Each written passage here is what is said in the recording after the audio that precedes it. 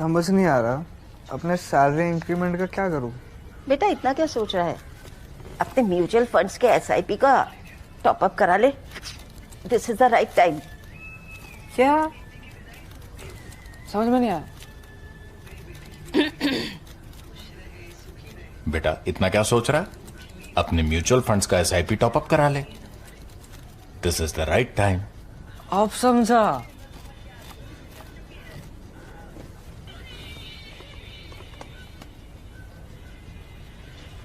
Mutual fund investments are subject to market risks. Read all scheme-related documents carefully.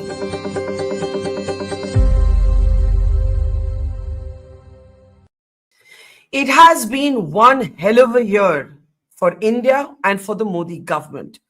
It's been a year when we've seen a terror attack, we've seen military conflict with Pakistan, we have seen a geopolitical and economic challenge in the form of Trump's 50% tariffs. We've seen an Air India crash. We have an imminent election coming up in Bihar. And the time has come to ask, what is the mood of the nation?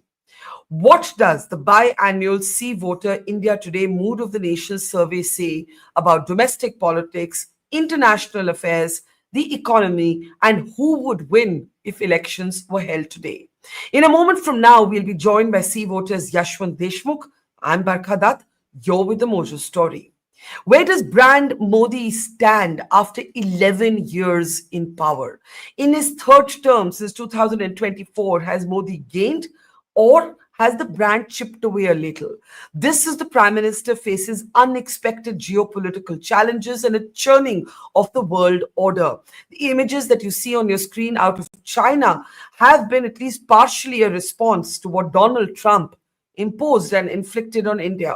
A 50% tariff, 25% of which are purportedly punishment for India purchasing oil from Russia. Modi has gone so far as to say he's ready to pay a personal price, but India will not bend. And the Mood of the Nation survey finds that the country is firmly behind the Prime Minister on this stand, even across political and ideological affiliations. But there are other questions that are raising creeping challenges or at least signals for the Modi government. While brand Modi continues to be miles ahead of brand Rahul Gandhi, according to the Mood of the Nation survey, there are at least, according to Yashwant Deshmukh, 7 signals that the voters are sending to the Prime Minister and to the Modi government. In a moment from now, we'll be finding out exactly what those signals are. As I said, from Operation Sindoor to Trump tariffs, we're going to find out what the voters are trying to say to the Prime Minister and to the government. Let's bring up our newsmaker today. Yashwant Deshmukh is with us. Yashwant, it's always a pleasure to have our favorite political pundit with us. This has been a particularly interesting Mood of the Nation survey, not to say that the previous ones haven't, but the backdrop in which it's coming is very, very eventful. And I want to actually start with domestic politics because, you know, there's a lot to talk about: domestic politics, the economy, geopolitics, and what would happen if elections were held today. Now, what you find is that the brand of the Prime Minister, even after 11 years, remains strong, even though there are slight beginnings and roots of anti-incumbency. Take it away. Let's start with brand Modi, where he stands vis-a-vis both Rahul Gandhi, who's clearly now his lead opponent in the public imagination, as well as historically vis-a-vis other political leaders. Yashwant. So exactly a year back, Barkha, when we were talking about the last year's Lok Sabha election and the shocker that came in that BJP lost its own majority and it had to rely on the partners, we had thought that the tough times have set in. But then we witnessed Haryana and Maharashtra Lok Sabha elections and the sweeps that occurred over there, purely based on the organizational strength of the bench strength of the BJP. And the numbers of Narendra Modi didn't go down. And after that, when Operation Sindoor happened, taking a cue from Balakot thing, we were expecting that, okay, now this will take, give a huge spike to all the ratings and everything that government is standing for. But that spike was not visible. However, Mr. Modi's personal rating retained. Honestly speaking, I was expecting this number to 62, not 52. I mean, that kind of a jump, if I was expecting a post Balakot kind of a surge. But when, and the numbers kind of, yes, there is a very clear thing that baseline of Mr. Modi's brand is 50%. The baseline of Mr. Rahul Gandhi's brand is 25%. On a lowest possible side after the second wave of COVID, Mr. Modi went up to 46, but never again he was been ever below 50.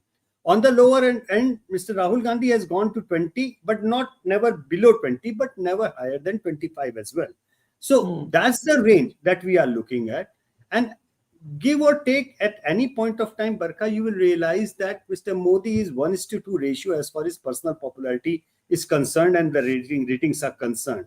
However, having said that, we also looked into the tracker and the MOTN number at the post-Balakot strike phenomena, and at that point of time, and in our tracker, what we compared that two things: how big were the spikes and how long did sustain. Now, during right after Balakot, the spike was approximately 15% across the ratings for the government, from Mr. Modi, for everything else, and that sustained for almost like 4.5 months. Yeah. Now compare that to the post-Sindoor spike. That spike came only about 5%, and it did not even sustain 4.5 weeks.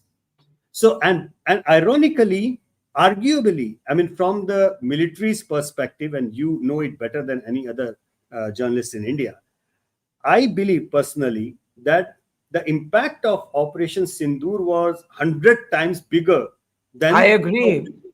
You know, so why that didn't happen? And that answer lies probably in all the snap polls and the trackers after the Operation Sindoor that we carried out, the abrupt halt or the ceasefire that people were upset with. They thought that, you know, pura theek se badla nahi liya gaya, and that kind of thing. So I'm going to interrupt you just briefly, because in a way what you're saying two things. You're saying the kind of surge in the Prime Minister's popularity that we saw after Balakot, you have not seen in this Mood of the Nation survey. But you are saying that there was a brief surge in the immediate aftermath of Operation Sindoor, but it didn't sustain, and it wasn't the kind of spike that we saw after Balakot. And you're offering one reason is the way the halt in hostilities came. One, Trump announced it before India could, setting into motion a series of sort of chaotic geopolitical moments. The other is, if you remember the 10th of May, when Foreign Secretary Vikram Misri comes out and he says, we got a call from the Pakistan DGMO and, we have agreed to halt hostilities. The people angriest at that time, if you take social media as a cue, were the BJP's own voters. Yeah. And I think when after a few years down the lane, when we look back at these times, these turbulent times, and the data that has become history of that point of time by all this data, that's the job of doing the surveys as well. We would realize that probably, Barkha, more than Trump, what has damaged is the circus that was going around in the television studios at that point of time. I think the expectations were raised to such an unrealistic levels that even the best of the operation of our army started at that point of time looking like inadequate. However, over a period of time, now when we ask this question after a few months down the lane, majority of the people say that yes, the military response was strong and adequate, yet it should have been sustained more. So question mark here is not whether what the Indian army responded was weak. No, people say the army's response was amazing, good, but why did we stop? And that can we look at some of these figures from the Mood of the Nation CVoter survey? So Op Sindoor, 55% of respondents did believe that it was a strong response, not just adequate, but a strong response. But in the question, when you ask, why did the hostilities stop? If we can just go to that slide, and you said, was it pressure from Trump or did Modi decide on his own? While a majority of people do say that it was Modi who decided on his own, what is important is that 29% of people say that it was pressure from Trump. Of course, Pakistan's request, please go back to that slide. Pakistan's request is also a big figure. So that matters. So 25 plus 31, a large majority of people feel that it was either a request from Pakistan or the Prime Minister's own decision.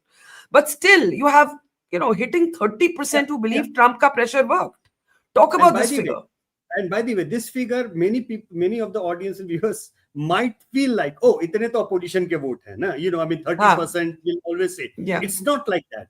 That 30% approximately is actually equally split, Barkha, between the opposition voters and the NDA voters. Interesting. That's the classical part of it. And you remember one of the tracker polls that we were doing about the disappointment of the ceasefire, I had mentioned at that point of time that majority of the disappointed people are actually from the BJP camp.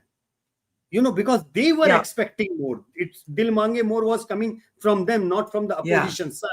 So, I mean, these are the things. However, having said that, Barkha, all said and done, if these were the normal times or whichever times, I must say this, because as a pollster, that's also my job to underline this point. 11 years in power, incumbency, and a person is still floating above 50% of popularity rating and approval rating. It's remarkable, unheard of, neither in India nor at this point of time, whichever way internationally also from other world leaders, if you want to compare that itself is no less than a miracle. I would say that yes, Mr. Modi remains at the number one. It is all this criticism or all these, postmortem and data analytics it's like judging somebody who is, getting honors mark, and one of the times the guy is getting a first class marks, and we are being too critical of him that why that person is not getting good enough marks that he is so used to. So yes, 11 years of fatigue is a real thing. That starts getting in, it's the real thing. But it's not getting to that level where that fatigue is making other person buoyant to pick up the ratings and like that. For that matter, say if you look into the approval rating of the Prime Minister or the approval rating of NDA government, there is a 10-point drop between January poll and the current poll. 10-point drop of the NDA approval ratings. 7-point drop in approval rating of Prime Minister. But what's odd, that 7-point or 10-point drop is not swinging in opposition favor, not swinging in Rahul Gandhi's favor. It's not showing that kind of a jump on the other side, which means what? That drop is more of a disappointed, sitting idle, don't know, can't say kind of a thing. But that is not a swing vote. What's happening is that this MOTN, Barkha, is defining or indicating the trouble areas for the NDA and Prime Minister Modi's, but it's definitely not showing something which opposition or Rahul Gandhi should get super excited about. So I think what you're saying is that they might, and we saw, by the way, a little bit of this in 2024. You're saying that there might be some disappointment, some points of irritation with the government, but they don't translate into an advantage at the moment for the opposition. Right. Is that correct? And so you may have some, so if there were an election today, there may be people who choose to sit at home. And we'll come to what would happen if an election were held today. But I want to pick up some of the points on the opposition. You asked whether the India bloc should continue. And I found that response quite interesting because a lot of us, journalists, political pundits, we say, oh, India bloc, kabhi hai, kabhi nahi hai. But 63% of your respondents felt that it should continue. People want an opposition. Absolutely. Not just an opposition. People want a strong opposition. An opposition which keeps the government on the toes. That's what people want. And again, oddly enough, if any of the audience is kind of misconstructing that, okay, 63%, that means opposition vote. No, I'm sorry. That 63% actually includes, Barkha, big number of BJP voters as well, NDA supporters as well. Because, and I check this with my researchers that, okay, when NDA supporters say that we need a stronger opposition, we India bloc should continue and even on the follow-up questions of who should be leading that India bloc. There is a very good clarity that Congress is in the center of the India bloc and Rahul Gandhi is in the center of that Congress. And if you look at the numbers on the screen, Rahul Gandhi is clearly, whether he's named as a PM candidate or not, he is clearly the opposition leader. Absolutely. Within the opposition rank and file, the huge majority of them are polarized for Rahul Gandhi that, okay, he is the leader, he is the one where no other person. Mamata Banerjee, remember at one point of time, she was reached almost 12%. Arvind Kejriwal at one point of time was almost touching 15%, in the ratings at the national level. But all those numbers have collapsed. And Rahul Gandhi has taken the center stage. And credit where due that he has been, particularly after becoming leader of opposition, he has been performing consistently inside the parliament and outside parliament as well. So explain this. So Rahul Gandhi has emerged as an undisputed opposition face. So within the opposition leaders, he is the most significant. But in relation to the prime minister, if we can go back to that slide, you're still seeing a 27 percentage point difference between the two leaders after 11 years for Modi in government. Yeah, exactly. And that's what I'm trying to say, that initial 10 minutes of our discussion, if somebody would not look at the data, the person is likely to understand as if Modi's popularity has collapsed to something low and Rahul Gandhi has become a new leader of this country with more ratings than Narendra Modi. But that is not the true. I mean, sometimes I genuinely believe that, I am being kind of a bit overcritical of sorts whenever discussing Prime Minister's number. Maybe the expectation, even as a pollster, is like that he will get. Which is why I wanted to clarify that Modi's own numbers, the NDA's own numbers may have shown some dip. But vis-a-vis Rahul Gandhi, there's a 27 percentage point lead. There's an interesting question on the India bloc figure, because 63% of your respondents said that the India bloc should continue. We have Binu Philip asking us, is there a region-wise breakup of the 63%? This, I think, is interesting because, it's an uneven existence or relevance of the India bloc. I don't know if that's too sort of micro-granular, but if you have a response to that. India, and none of the region is showing less than 55% support for the India bloc to continue.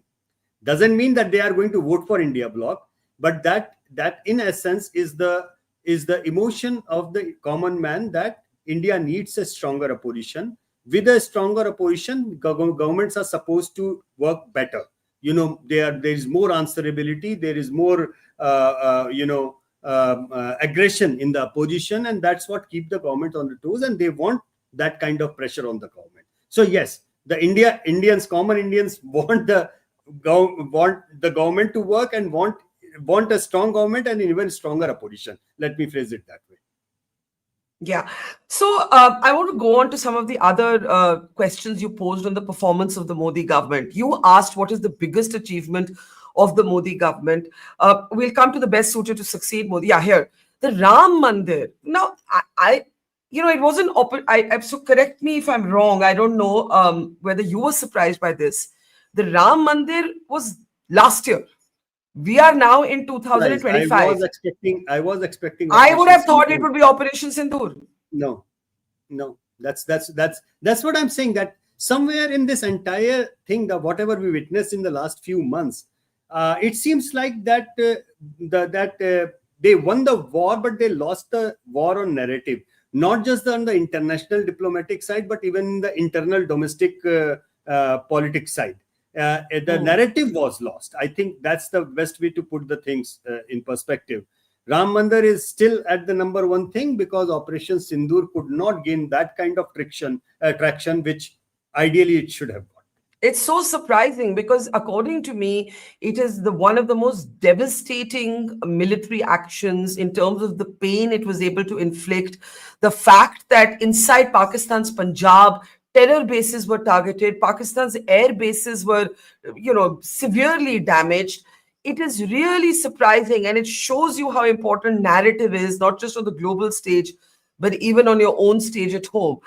Unemployment. We'll come to the economy as a separate section. It's also interesting that GST reforms are here.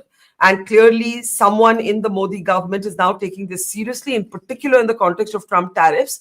But before these reforms, because they've only come in the last few hours, you asked what is the single biggest failure of the government, and an overwhelming number of people said unemployment. Now, this is not an atypical answer, by the way, for any survey, is it? It's not. And in fact, we also asked a one straightaway question on how serious the issue of unemployment is. Not only asking verbatim what is the biggest failure. Almost 70% said that it is extremely serious. Now, so it's not just about to extend that, okay, quantitatively speaking, how many people are saying, but qualitatively speaking as well, people at large, when I do a debriefing with my researchers, many of them, they tell us that, it's a consistently, not just in the Bimaru states as such, what the term is used for, but it is across India as such, that so far it is, people are considering as a jobless growth. Somehow that thing is setting in. And no matter how remarkable this economy is growing or looking like, what the GDP number says. And by the way, the day the numbers were out, one of the BJP leaders, he did send me on my direct message 10-15 infographics on on different economic numbers, as they say, that since you are talking about economic stress, these are the numbers. And I was at pains to explain it to me that yes, I am not an economist. I mean, you can give me these numbers look good, it's fine. I mean, nobody is denying that number, but there is some disconnect somewhere, because if 2/3 of the households are saying that they are finding it difficult to run the kitchen, despite that we are running world's largest free food program for 800 million people, and if despite of that, people are saying that jobs are not there and they are finding it difficult, that means, yes, we are growing as an economy, but there is some disconnect. And immediately after that, I remember Prime Minister went on, and not because of MOTN, but largely because of the second stage of reforms, that that entrepreneurship should be in the focus, because jobs are not there, and it's only because of the SMEs the jobs can be increased. So we need reforms. We absolutely need reforms, and because of this tariffs, Barkha, I think everybody is understanding, saying that this is an opportunity actually now. We आपदा में अवसर यही है कि we go for that big ticket reforms. We break free of the mold, make the SMEs and first time entrepreneurs the flow of working capital and the capex should be made easily available for them, no matter how small the enterprise is. Otherwise, we know in this country, me or you or anybody who is a first generation entrepreneur, Barkha, how difficult it is to run an enterprise, particularly for the SMEs. So I think this is all directing in the same direction. People are, let me say this thing upfront. When we ask people, what is your problem? How is your life? When they say this is our problem, they want to bring it to your notice, to the media's notice, to the government notice. That doesn't really mean that they are completely fed up, or they see no hope for the future, or they are saying we are going to change the government. And not like people have graded responses. We have exactly graded and well nuanced responses. They just don't say unemployment. They give a reason for that. They tell personal stories for that. कि हमारा भतीजा है, उसको 5 साल से खाली पड़ा है, उसको नौकरी नहीं मिल रहा है. I actually want to talk about the economy in a completely separate section, because there's a lot more data on it. Just 2 more political questions that looked really interesting to me. One was, who after Modi? Not because we are at any point where we're talking about a BJP after Modi. In fact, there's all chances that Modi will be the candidate even in 2029. But as an academic and a political student, it's always an interesting question, because if you look at the increase in popularity of Amit Shah now leading, even in 24 he was leading, but his numbers have improved. It is not Yogi Adityanath, even though Yogi Adityanath scores as the best performing chief minister. How do you look at this figure? Yogi Adityanath's number are largely coming because it's an all India poll construct. So proportion to the population, the samples are in the frame.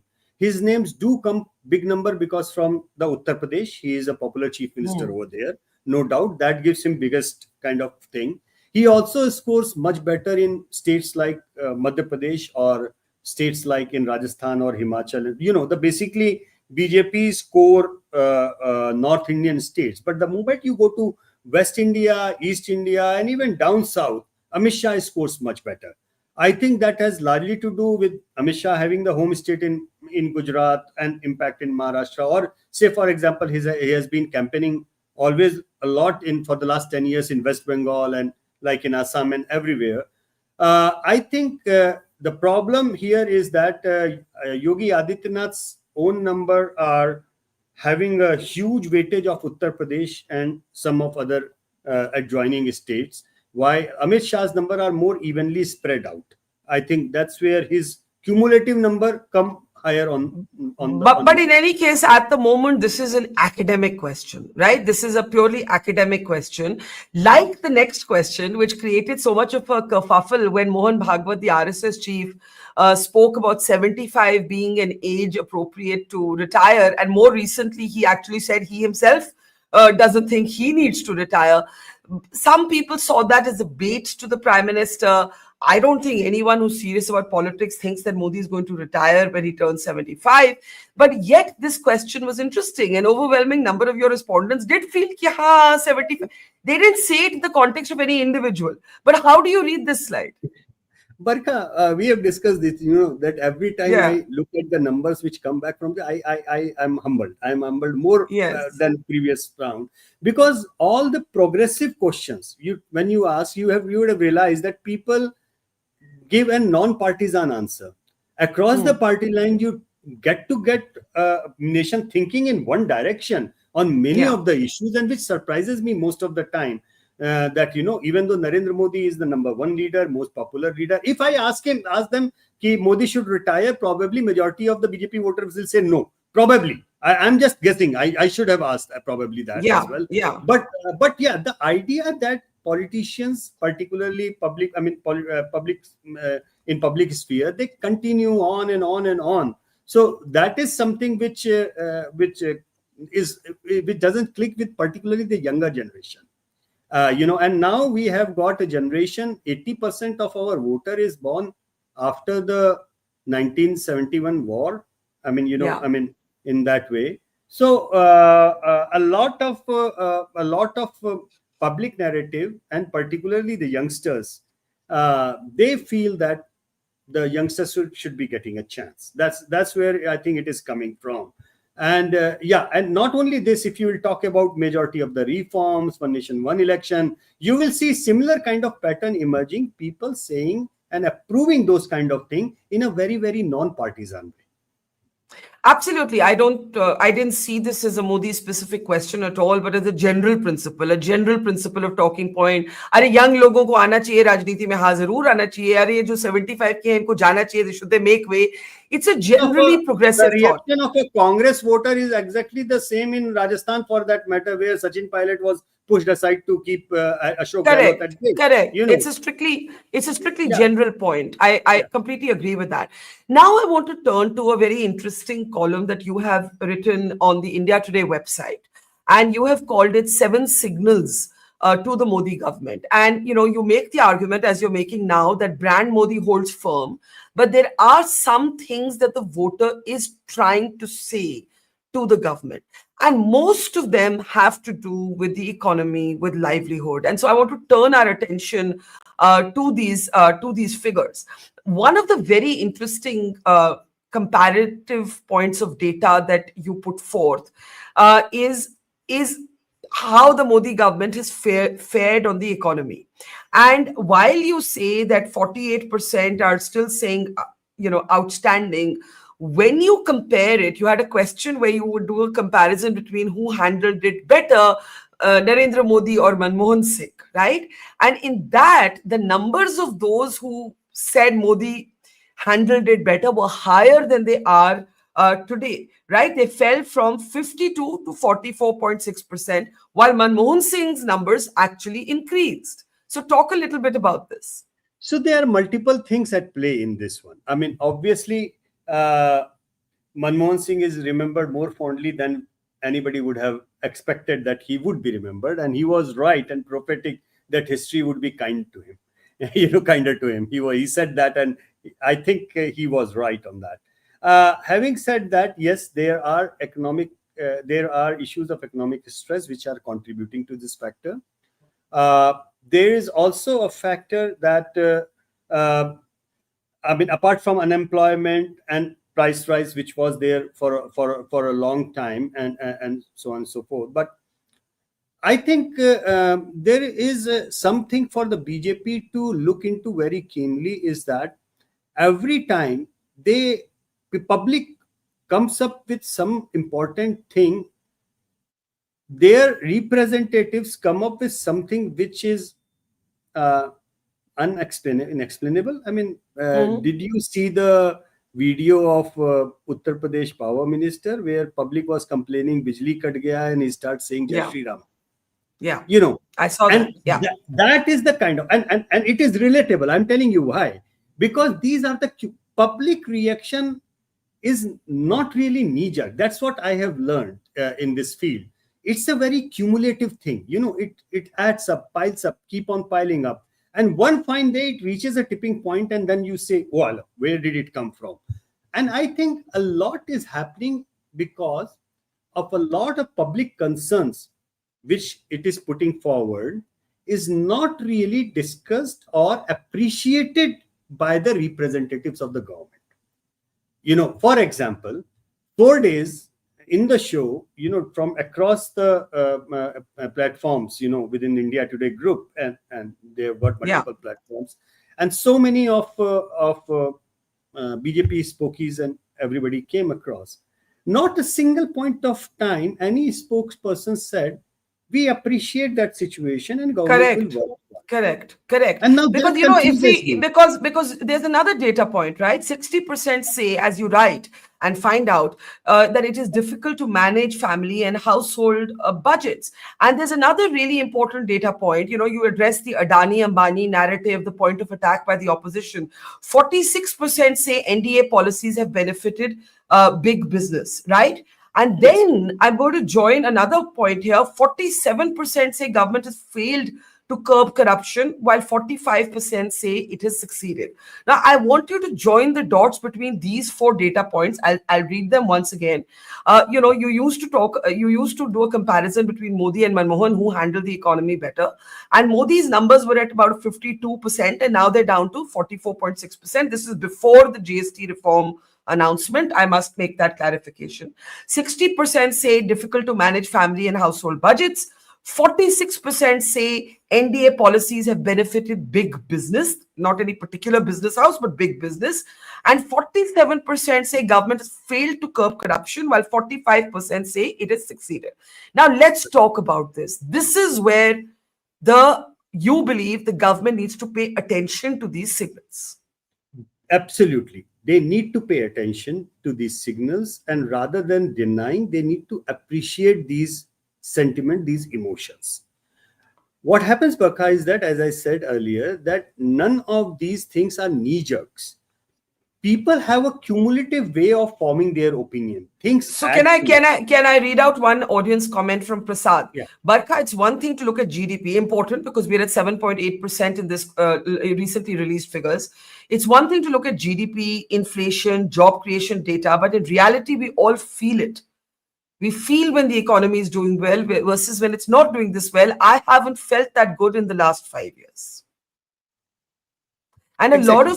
a lot of people are saying that to you. So I want to bring up that number again. If we can bring up those numbers on the banners, I'm just going to try and find them. 60% say it's difficult to manage family and household budget. That's a big number of people. Big number. Absolutely. That's a big number. It should be concerning people. And those 60% are not saying that this government is failure or we don't like Mr. Modi and we want him to be replaced. Correct. There are two kinds of, the funny thing is everybody is making a wrong set of inferences from the data. On the BJP side, they are all completely in denial. No, our government, these are the data. You are quoting some data which is That's like right. that. And the opposition is like, oh, this means that 60% voters are now going to vote for the Congress. Yeah. None of both the things are true. Number one, it's a cumulative impact process. When people watch bridges getting down, potholes on the roads, newly constructed flyovers caving in, and Yeah. many such infrastructure projects getting into difficulties, people do feel that something is not adding up. Okay. Yeah.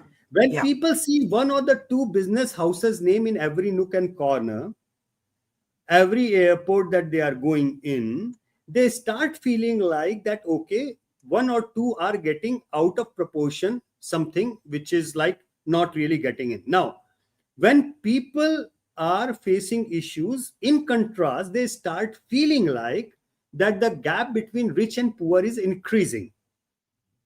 And they Yeah. feel like that the government is standing on the richest side.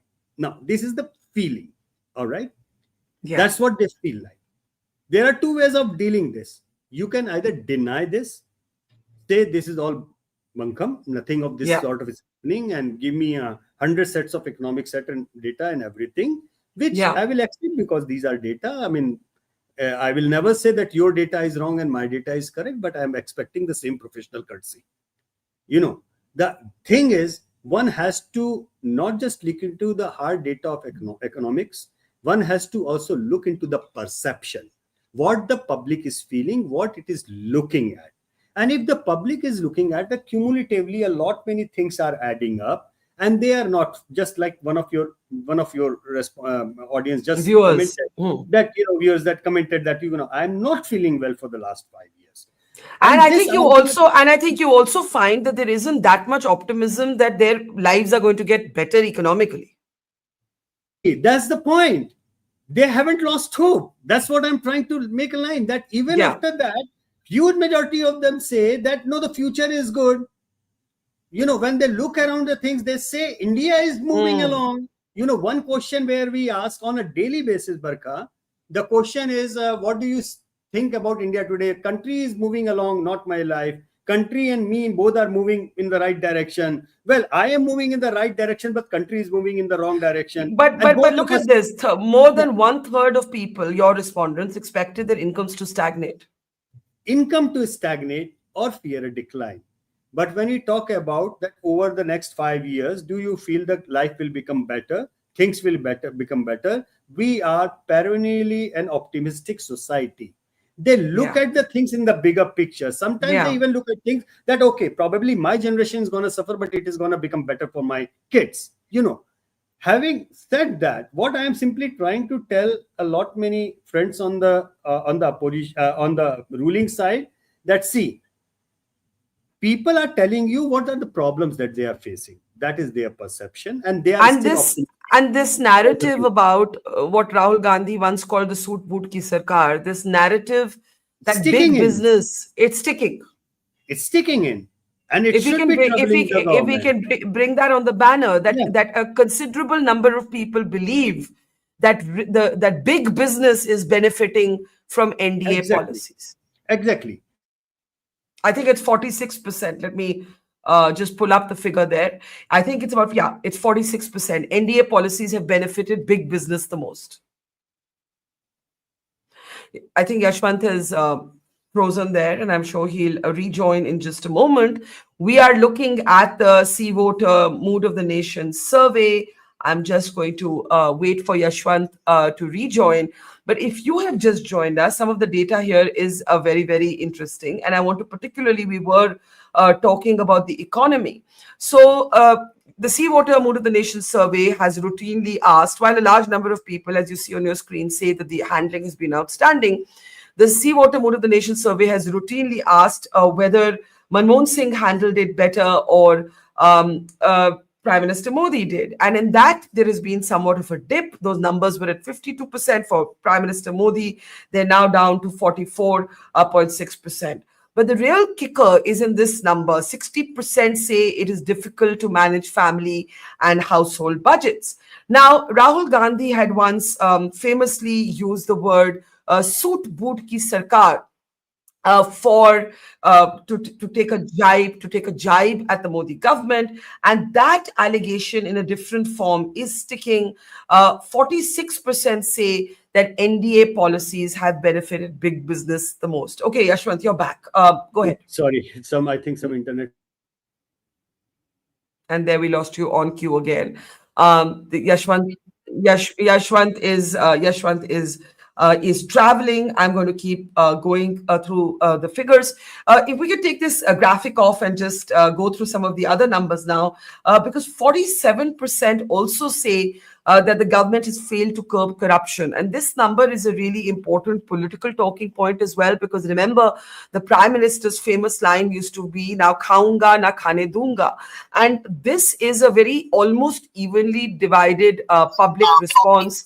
45% saying that the government has succeeded in curbing corruption, and 47% saying that it hasn't. Okay, Yashwant, you're back. I'm hoping that the numbers will stick. Just in case if you are not getting it, but it's okay.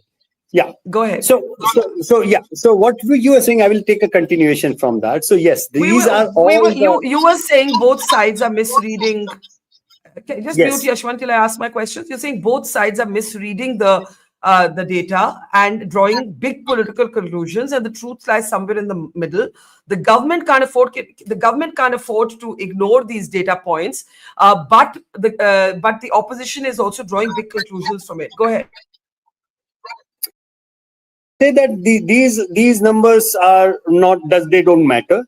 You know, the macro and microeconomic numbers are something different. GDP and the forex reserve and everything in between is doing great. People do understand even the tariff. If you go into those side of the questions, even on the tariff, people are very clear. People are aware. The best part of these numbers is, earlier I would have said, Barkha, that questions of defense, question of macroeconomics, these are the things which are only things which we should be asking the experts. And common man knows nothing. I'm sorry, here is the truth. People know. They may not know anything. They may not know too much. But they at least know, and they are aware what is going to affect their own individual life. And what is going to affect the country at large, where the direction which they are doing, and within their own sense of understanding these things, they do have an opinion. So you cannot get away by thrashing that opinion. Don't shoot the messenger. Number one, things for the government to understand, things for the opposition to understand. Don't get overexcited, because the fact is, even after these many issues and whatever thing is, the trustworthiness of brand Modi is still intact. The bench strength or the organizational strength of the BJP is still way ahead of the Congress, and there is a 1:2 ratio between popularity of Rahul Gandhi and Narendra Modi, and there is also 1:2 ratio of 20% baseline of Congress vote base and 40% baseline of the BJP vote base. So there is that kind of a gap is not something which can be purged overnight. It cannot swing overnight because of a simple factor, Barkha, that Mr. keeps on attacking BJP, the institution, government, the institution at large, and problems that people are facing, pointing them out. He is doing well. But I don't know why, the moment he confuses that by with his own set of how to go about the thing, and he completely changes that into a direct personal attack on Prime Minister Modi. That's where things go wrong. You know, I think, and I will come to how those numbers are playing out in your projections for if elections were held today. But I want to first deal with a challenge that the government didn't factor in. Donald Trump was not meant to present this challenge. Geopolitically, it's had the government's energies distracted. Economically, the government will have to find a way to respond to it. Yet, this is the one point on which, Yashwant, not this graphic, could we have the numbers on the Trump tariffs? On this particular issue, the country is overwhelmingly with him. They recognize it to be a serious issue. 63% say that they are worried, but they do not think that there should be any compromise. The majority of people believe that India should not bend. And I think there's a 70% number, let me actually try and pull it out here, that India must not stop buying Russian oil because it's about sovereignty. Go ahead, Yashwant. It's part of it. They understand it. I mean, you don't need an economist to make them understand it. Thing is that they are discussing on the street. They are discussing on the chaupas and panchayats everywhere. I mean, the way that an average Indian understands right now the situation or the impact or how should India go, you will be amazed and humbled, Barkha, the way people talk and they give reasons. Please remember, we simply do not ask questions in a yes, no, can't say format. People give their opinion and they give reasons why we should be doing that. And that humbles me every time. And I was watching your interview with P.S. Morgan, if I'm not wrong. And what you said actually is being echoed in all the cities and the kasbahs of India, that we cannot let anybody bully us. Simple. Absolutely, and that's what I was trying to explain to Piers Morgan, that you all are getting into some technical debate about trade and this and that. For India, this is about self-respect. Respect us, treat us as an equal. We are not your supplicants. You cannot bully us. That's what it's about. You can't bully us. One thing that you can't bully us, number one. Number two, for all the diplomats sitting in any Western capital right now, and if they are watching your show, Barkha, let me tell them an easy concept called democracy, and electoral democracy. No matter who comes to power in India, be it Mr. Narendra Modi, be it Mr. Rahul Gandhi or any third person, any person who is sitting as the Prime Minister cannot go against the public emotion. That's the fact, because nobody wants to commit an electoral harakiri by going against the public emotion. And if the public emotion is of standing up to the bully, then the person has to stand up to the bully. That's the bottom line. I totally agree with you. And, we had this extraordinary statement from Putin, of all people, yesterday, saying you cannot talk to India like that. And look at your finding. If US increases political support to Pakistan, which is happening for a multitude of reasons, including Trump's business interests, a majority of respondents recommend leaning on traditional allies like Russia. The fact is that there is a strong anti-America sentiment right now. Not only strong anti-America sentiment, but we also asked during the Operation Sindoor crisis, right after the ceasefire announcement, there was a question that we asked that whom should we trust more in the time of crisis? Should we trust Russia more than America? It was 68%. Should we trust America more than Russia? It was 13%, 1-3. So what does this tell you, Barkha? That people at large, they have an institutional memory, not just up to the 71 war, but as you clearly and very rightly mentioned in your interview with P.S. Morgan, that 200 years of colonial history. We are not forgetting that. We do not like to be dictated by anyone. And this is a non-partisan issue. That's the beauty of Indian democracy, that on issues like these, on issues of national interest, issues of national importance, we somehow end up speaking in the same voice. And that is our strength. And that is what the West needs to understand. That's what the America needs to understand. It's not the India of yesteryears or something like that, that for any reason you would say something and the world would get bullied. Maybe the European countries are getting bullied, but trust me, I genuinely believe when any European leader looks at the India's stand, they feel like at least somebody is taking a stand. Absolutely. That's what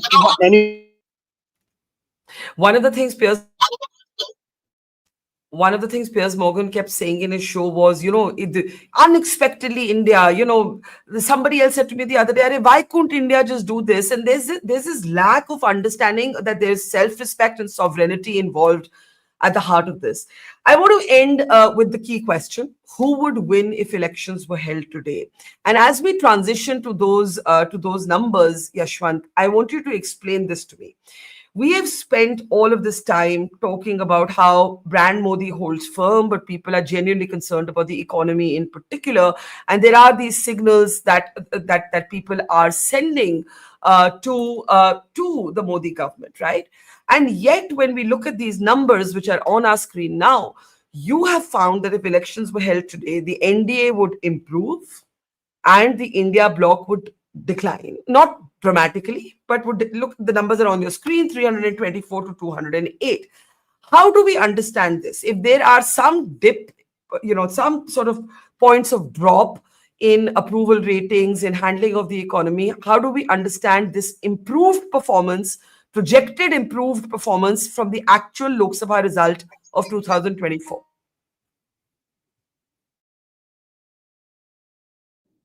But I think if you compare with 2024 elections, it looks like improving. If you compare it with our MOTN 6 months back, it's a drop.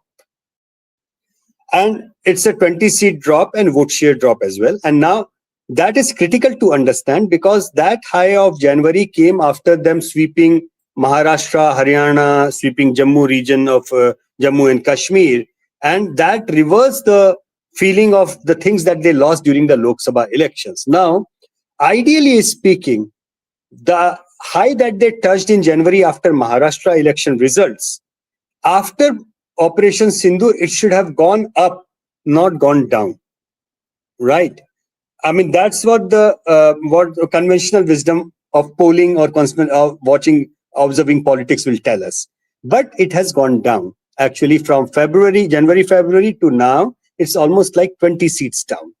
Okay, so it's compared to 24 Lok Sabha, it's up, but compared to 6 months back, it is down. And that should that in spite and despite of Operation Sindoor, it has not gone up. But the only reason, as I mentioned in my column in India Today, the way I see it, the biggest wall between different kind of disappointments and NDA's performance is nothing but Prime Minister Modi's personal trustworthiness, which remains intact. So Even Modi is, since you said he's the wall, Modi is like the ever dependable Rahul Dravid. I mean, it's not an exact metaphor, because many people may want a Virat Kohli or a Dhoni comparison. I'm only doing it in terms of the steadiness or the rock solidness that is shielding the BJP or the NDA from anti-incumbency. Absolutely, yes. That's the shortest possible answer, because I do not see any other reason, which would explain that. And as I said in a previous section, Barkha, that I also, looking at the current campaign of Rahul Gandhi on SIR and vote chori and everything, the day we were airing the MOTN numbers on India Today, and as I was speaking in the prime time and saying that the problem is that Rahul Gandhi's number will pick up as long as he will stick to the institutional attack and against the government or the election commission and everything in between. But the moment he will decide to turn the target on Prime Minister Modi personally, this might start backfiring. And precisely at that point of time, somebody sent in that official Congress handles thing where they had put Modi's mugshot as vote chore. Now, from Chaukidar Chor hai to Narendra surrender to vote chore, I think this is something, looking at these numbers, for the opposition to understand that personally attacking Prime Minister Modi or his mother for that matter, it's not going to help. It's electorally going to backfire. And he is a very, very smart politician. Otherwise, he wouldn't be 50% plus after 11 years in being in power. If you will give him a full toss, even Rahul Dravid will put it out of the park. No matter how safeguarded he is playing, known to play safeguarding. This guy is known to play on the front foot whenever the need arises. So be careful on that. And that's where they are unable to understand right now. So before we end, we did some.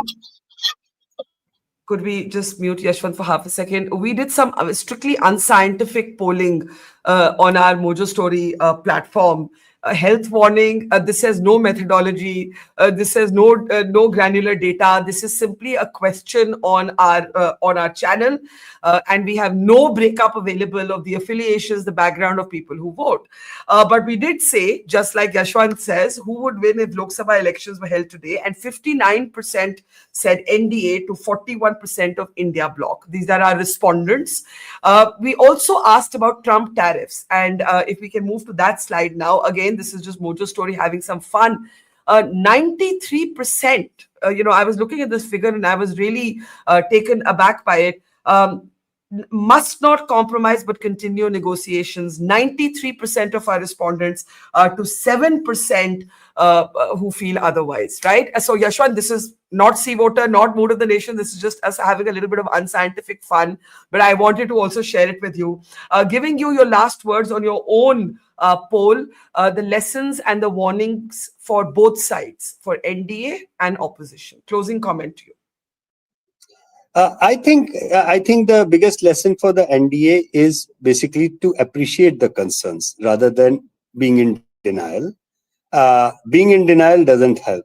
I mean, and that also starts with your spokespersons, because the spokespersons are considered the extension of what the government is doing or Prime Minister is saying. So if you will, in aggression is fine. A spokesperson should be aggressive to defend the government, but that doesn't mean that you have to deny and disapprove the data every time, which is not suiting you. There is a better way of handling it, that saying that we appreciate the situation, number one. Number two, for the opposition, accept the fact, just like the BJP has to accept that people have problems. Not everything is rosy and pinky. Opposition has to accept the Prime Minister is popular. A huge population still feels he is trustworthy. So any personal attack on the Prime Minister is sure short way of backfiring your own mission. So that's the two things for both the ends. I mean, we'll keep on looking at the numbers and another. And by the way, this is 23rd year of our MOT and exercise, Barkha. We never knew how time flies. 46th edition of 23rd year. So that's a long trend line of going around and watching what the public is saying. And yes, 23 years of this has humbled every time. And I still believe that majority of this country believes that democracy is important, and democracy is healthy only because people believe that democracy is in danger. Well, we leave it there. That's an amazing trend line. So congratulations to you for another successful edition of the Mood of the Nation poll done by CVoter in India Today. By the way, there's a lot of other data on the states that we haven't had a chance to discuss today. We're going to do a separate program on that very soon, just as soon as we can get a window from your busy schedule. Thank you, Yashwant Deshmukh. Always a pleasure. Take care and see you soon. Thank you. Bye. It's great to see you here. Thank you for watching our work. If you haven't subscribed yet, don't forget to click the bell icon and subscribe to Mojo Story and support independent, robust journalism.